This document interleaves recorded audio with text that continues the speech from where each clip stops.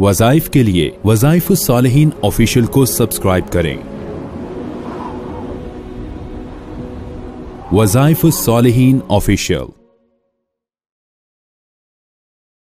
बिस्मिल्लाहिर्रहमानिर्रहीम। अल्लाह तबारक व तआला ने कुरान हकीम की सूरतों को मुख्तलिफ खवास अता फरमाई हैं। सूरह कौसर उसमें बड़ी जामिउल खवास है। जब इंसान किसी इंसान को रुखसत करता है, जैसे अपने बेटा को या बेटी को, बहन भाइयों में से किसी को, माँ बाप अपनी औलाद को कोई भी अलविदा कहते हैं, वो दूसरे शहर या कहीं भी सफर कर रहे होते हैं, तो आप उनके सर पे हाथ रख के सूरह कौसर को 3 मरतबा फूंक दें। अल्लाह तबारक व तआला उनकी हर बलियात से, मसाइब से, परेशानियों से, हादसात से हिफाजत फरमाएंगे। और इसका फायदा ये होगा कि आपकी औलाद को अल्लाह ताला हिफाजत भी फरमाएंगे, जिसको आप अलविदा कह रहे हैं उसकी हिफाजत भी होगी, और साथ साथ अल्लाह तबारक व तआला उसको दुश्मनों के शर से भी बचाए रखेंगे और रिस्क वसी अता फरमाएंगे। अब आप जब किसी को अलविदा करते हैं, मुख्तलिफ अल्फाज बोलते हैं, लेकिन याद रखिए अल्लाह हाफिज कहना, गुड बाय कहना, ये अल्फाज शरअन जायज नहीं है। मतलब इसको हराम भी नहीं कह सकते आप, लेकिन इस्लाम के बताए हुए अल्फाज नहीं है। इस्लाम में तो अस्सलाम वालेकुम व रहमतुल्लाहि व बरकातुहू है। और अब आप अगर